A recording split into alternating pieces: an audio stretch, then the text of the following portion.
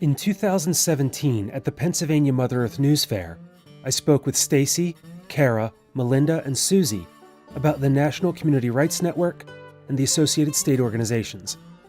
They shared what these groups do and how they are working to engage in local politics and direct action to protect our citizens, our resources, and to legalize democracy. My name is Stacy Leung, and today I am representing the Pennsylvania Community Rights Network. But I'm also president of the East Run Hellbender Society, which is a community group in Grant Township, which is in western Pennsylvania. And I'm also a township supervisor in Grant Township. And then what does PCRN do? We are working to grow the movement to further community rights. Community rights are what's missing. It's one of the reasons, well, it's probably the biggest reason that regulation for all these environmental things that are going on is not working. The regulations aren't enough. They go in a loop. They're not protecting the people, where if the people of the community get together democratically and adopt their own way of living, their own rules, that seems to be something that hasn't been tried yet. And it seems to be working, even though it's a gutsy maneuver on the part of a community, that's for sure. Where can people find PCRN and also other community rights networks or organizations? Wow, I'm glad you asked that question. We do have an online presence, of course. That's pacrn.org. We have a Facebook page. We have our sister organization, the National Community Rights Network, which is, all of these local networks under one umbrella. Is there anything else that you want to share with us today? If you've ever looked around your own community and felt something was up, things aren't as seamless and smooth and pleasant as maybe you remember, and it's not because your childhood has disappeared. Maybe it's because politics and big government isn't quite working for those of us who are on the bottom anymore. It's time to get together with your neighbors and stick up for your own community and really pay attention to your local elections and get involved. I'm the president of the Pennsylvania Community Rights Network. Okay. And then what is that organization and what do you do as the president? We organize and try to find ways where we promote constitutional change. Is one of our main goals is to promote Pennsylvania constitutional change to put the rights back in the hands of the people and instead of the corporations. I find that there's a lot of things that, as a municipal leader, that our mobility and ability to change things for the better of our people has been just pretty much taken away from us through corporate lobby and corporate rights. So if a corporation wants to come and put an injection well in your backyard, there's really not much you can do about that. Because no matter what all the people want, an example would be what Stacy said as far as Grant Township, where you have 700 people with well water. They want to put an injection well there. Well, if you've got well water, you really don't want an injection well. But it doesn't matter because the corporation has those rights. So we try to create an awareness of that so people understand what our rights really are, and we want to legalize democracy again. So everything, the rights that we think we have, we really don't. We really don't. They will take them away and make them illegitimate so that it doesn't really matter. We're just given a path to take to appease us, but it doesn't really get us to where we want to go. Okay. How do you see your role as a municipal leader intersecting with this and the members of your community? One of the reasons I became a municipal leader is to protect the health, safety, and welfare of my community. And when you find that your people are coming to you saying, we don't want this, and you say, yeah, well, my hands are tied. There's nothing I can do about it. And we have laws that specifically take away our rights in municipalities. We have Dillon's Law that says that the municipalities, the state has a parent-child relationship to the municipalities, so the state can say, well, we think the oil and gas industry has more rights. And then it doesn't matter what the people want. and then you're stuck with your hands tied. What kind of actions would you recommend that municipality leaders or citizens take in order to get involved and begin making change? Don't roll over. Don't roll over, because I think that the frustration level is at a point now where people are starting to realize it doesn't matter what we do. It doesn't matter how we petition the regulatory bodies, which, by the way, are generally boarded by industry. So it really isn't going to get you anywhere. And to work together, and if your community really wants to do something, then what are the steps you need to take to band together and fight for it? And not to say it's not going to get us anywhere anyways. There's a lot more of us than there are them if we were to work together and collaborate on things instead of just saying, well, this is the way it is. There's nothing we can do. I'm going to go home and watch TV. We have work to do, and we can do that if we were all to work together on that. So my suggestion is to work with your communities, keep the spirit alive, and motivate and keep digging. Don't let it wear you down. Do you see a value in citizens attending their borough and community meetings, going to their township meetings and saying what's on their mind? Absolutely. That's how you hear. And I know when I sit there, it doesn't matter what it is. We have to make decisions every day in our position. And when people come in and tell us what they want, we had talked about chickens earlier. Well, we have a chicken ordinance, and in our community, you're allowed to have 6 chickens because people came in and said, we want chickens. Why can't we have chickens? Well, if nobody had done that, maybe not, But the little things, the roads. We have a packed house over the states of our roads. Well, we don't get the federal funding anymore. We don't get the state funding. So we have to really balance out what we're going to do, and it gives us a chance to say to the people, what do you think we should do? Do you want us to raise taxes? Do you want us to work for the roads, or which is more important to you? And that way we can gauge our decisions based on what's best for the general opinions of the people. I'm Melinda Harnish Clutterbuck, and I'm with Pennsylvania Community Rights Network and also with the Lancaster Against Pipelines organization. Then what do you do with those organizations? What's your role? Yeah, in Pennsylvania Community Rights Network, I'm on the board. I'm a secretary, and Lancaster Against Pipelines, I'm actually also a secretary, but one of the founding members. And so there were 3 of us who got started with it 3 years ago. We've been working to try and stop a natural gas pipeline. Okay. What kind of actions do you take to try to stop those actions? Yeah, when we first started, we were really interested in trying to follow the prescribed law, like what we're supposed to do. So we talked to our elected officials, and we talked to regulatory agencies, and we wrote letters, and we did everything that we're told that public communities are supposed to do in order to have a voice in projects like pipelines and fracking and other things that are going to affect their communities. And we found that our elected officials really make decisions and always come down on the side of the industry. And we found that the regulatory agencies don't really regulate, that they rubber stamp permits for the industry to do what they want to do. And so we've gotten to the point where we realize that our only options right now are to do nonviolent direct action in order to try and stop this pipeline that we see as being unconstitutional, unjust, irresponsible, and damaging. It's taking fracked gas from the Marcellus Shale region to export facilities in Maryland and in the Gulf.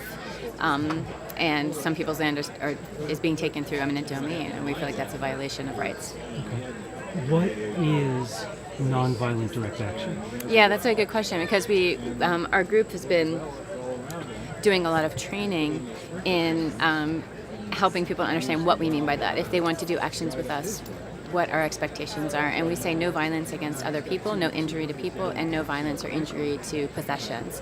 So we're not going to be destroying any property, any equipment. That doesn't mean we may not lock down to equipment, but we're not going to damage it or destroy it in any way. One of the important things that I feel like we're just starting to get out there to people is that although we've been talking a lot about nonviolent direct action, we want people to be involved in that what we really need is for people who are on the fringe who say, I can't get arrested, but I really think that what you're doing is right, and I don't want this pipeline to go in, and I don't want people to be fracking and ruining my water. So we want people to stand up with us, come to the site when we're doing action, and stay out of the circle where you will get arrested. And just be a part of the action, and when the police come and say, we're going to arrest people, walk away. But be there for the presence and evidence of the numbers of people who are working with us to try and stop the corporations' overreach and exploitation of our community. In doing so, are your members facing legal repercussions such as arrest and fines? We certainly will, yes. We will be facing arrests because the industry has been given the right to, just got their final permits and are expected to begin construction in the next week, probably. And so we've been, ramping up our support. We have almost 1,000 people who have agreed and signed a pledge saying that they will do nonviolent direct action with us, and we have 600 people who have gone through training with us to understand what we mean by that nonviolent direct action. And so we will be calling out to them and letting them know when and where to do the actions coming up in the next weeks. We said we're citizens, we're not activists, we're citizens who care about our community and protecting our community, and if elected officials aren't going to do what they're supposed to do, then we, the people, are forced to do what the government should be doing for us. And that means protecting the health and safety of our communities and of future generations. And the land itself. Is there anything else that you'd like to share with us? Just to watch the news and be aware of what's going on in your communities and how corporations are violating rights of communities and rights of individuals and the rights of nature. That it's really important to us to think long term rather than just for immediate gratification, and that if you're interested in being a part of that, contact us because we'd love to work with you in your communities. Okay, awesome. Thank you. My name is Susie Beiersdorfer. I'm from Youngstown, Ohio. I'm a member of Frack-Free Mahoning Valley and also the Youngstown Community Bill of Rights Committee. I'm on the board of the Ohio Community Rights Network, which is a statewide community rights network, and I am the volunteer president of the National Community Rights Network. And that's a network of 6 states across the United States: Washington, Oregon, Colorado, Ohio, Pennsylvania, and New Hampshire, working to elevate community rights and the rights of nature above corporate rights. We believe that all resistance begins at the local level, so local is the most important. It's about grassroots people deciding whether or not they want a certain industry into their community, and to be able to exercise that inherent right and say no. And right now, communities don't have the right to say no. In Youngstown, we had an injection well and have experienced over 566 earthquakes, including a 4.0 on December 31st, 2011. So that shook everyone up, wondered what was going on. Well, there'd been a law in 2004 preempting communities to be able to say no to oil and gas. So a community might not want it, but it would come in anyway, 150 feet from structures in a city. So after being in the hamster wheel of contacting our local officials, giving them facts, talking at hearings, going down to Columbus, we realized that this was a hamster wheel that had been set up because it's a fixed system. So we jumped out of the hamster wheel and we began making our own law. So we wrote a Bill of Rights to ban fracking and injection wells in the city of Youngstown. We have now been on the ballot 6 times. We have lost 6 times because industry has spent over $500,000 that we know of to promote the jobs myth and the fact that this is unconstitutional. Well, in the Ohio Constitution, as well as the federal, citizens have the right to alter or reform their government if it's not protecting them, and it's not. We live in a fixed system where corporate rights are above community rights. So we actually put two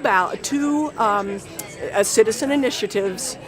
We've collected all the signatures, jumped through all the hoops, but a bill was passed in December that now says boards of election cannot certify a petition to the ballot. So they didn't certify our two.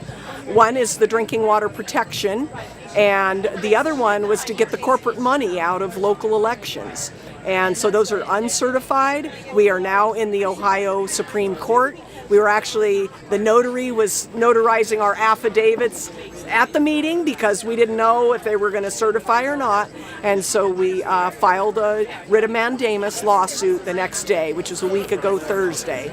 We probably will not be on the ballot because of time restrictions, but they may have to do a special election, which that's one thing they say. We're costing the community so much money in like 8 cents a person, and I think democracy is worth a lot more than 8 cents. So that's the local, and then on the state level, counties are trying to do charters to ban things like pipelines, injection wells, Medina County, Athens County. And then in the state level, we have been collecting signatures for a state amendment to get the corporations out of the Constitution, and also to allow townships and counties, the members there, or the communities, to create their own law. Because right now, only chartered cities like Youngstown, Cleveland can do that kind of thing. Is this a response to Citizens United, or does this predate that? Citizens United is one little piece since the beginning of the United States. Property rights and corporations have been above people. Our Constitution was written by property owners. So yeah. And when you refer to property, are you meaning personal property or private property? Property, the right, the life, liberty, and the pursuit of happiness, the common good. We really promote rights of nature. Nature is not here for us to exploit it for the resources for profit.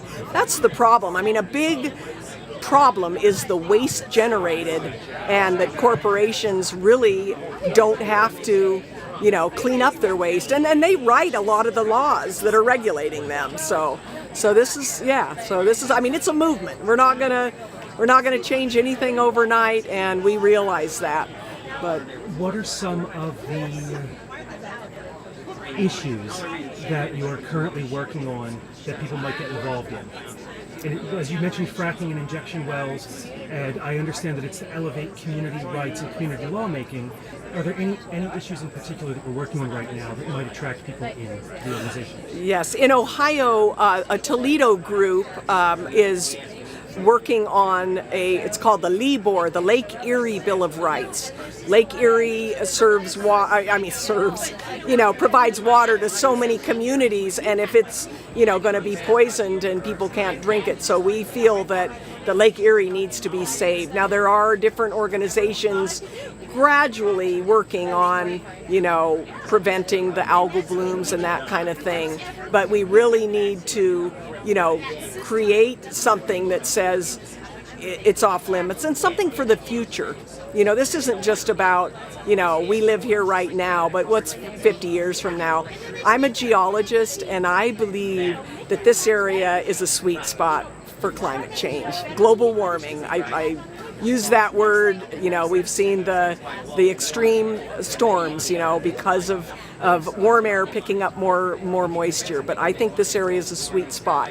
We've got water, we've got, arable land, and so I think it's important to preserve it. Do you have anything else that you'd like to share before I end our interview? Just find Ohio Community Rights, National Community Rights, on Facebook. Just Google it. If you are a community, we're not going to come in and, say this is what you should do. But if you feel in your community that you want to change, and we have much more than a fracking problem. We have a democracy problem, whether it's GMOs or aerial spraying or fracking pipelines, water extraction, industrial wind. You know, I mean, people think, oh, wind and solar. Well, at an industrial level where a community does not benefit, yes, so get involved, please. Apathy is the enemy.